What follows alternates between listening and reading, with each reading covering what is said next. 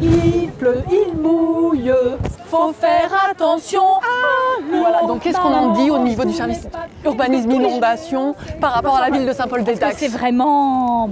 C'est-à-dire? Est-ce que c'est vraiment bas? Est-ce que c'est vraiment... Est-ce qu'il y en a beaucoup? Des zones inondables? Non. Par contre, il faut que les personnes qui soient en zone inondable soient bien informées. Il pleut, il mouille, c'est la fête à la grosse. 13 communes de l'agglomération du Grand Dax ont été identifiées par l'État comme un territoire prioritaire pour la gestion des inondations. Les élus de Saint-Paul-des-Dax ont souhaité informer la population sur les risques d'inondation. Donc parmi les risques naturels, l'inondation occupe une part très importante et d'ailleurs l'actualité nous le rappelle bien souvent. On fait de la prévention par rapport aux inondations parce que comme il y a des zones qui sont très inondables et puis les gens ils sont pas trop au courant.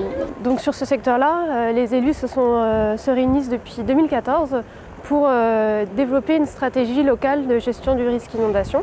La théière de grand-mère, est-ce vraiment nécessaire? Toutes les chaussures de Lulu, n'est-ce pas superflu? Moi je les prendrai pas. Il importe de développer une véritable culture du risque de manière à ce que chacun se sente concerné, impliqué et n'attende pas tout des pouvoirs publics, des services publics. Et en cas d'inondation, avoir les bons gestes et les bonnes attitudes pour se protéger. Mais peut-être vous habitez quand même en territoire à risque d'inondation, c'est toutes les consignes pour pas se retrouver les pieds dans l'eau.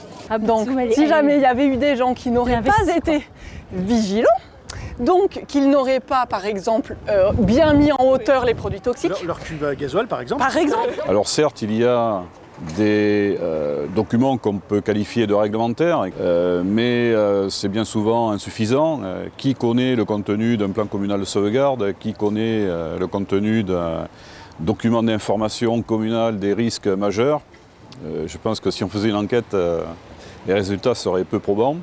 Plusieurs animations ont été prévues et notamment donc, une exposition itinérante pour éduquer au comportement adopté en cas d'inondation. Une animation théâtrale également sur les marchés de Dax et Saint-Paul-et-Dax. Il y aura également des animations dans les écoles. Il pleut, il mouille, c'est la fête à la grenouille. Papa écoute la radio, on peut partir en bateau. Un parapluie. Vous avez compris les papiers de Pas tout, mais ouais, un peu.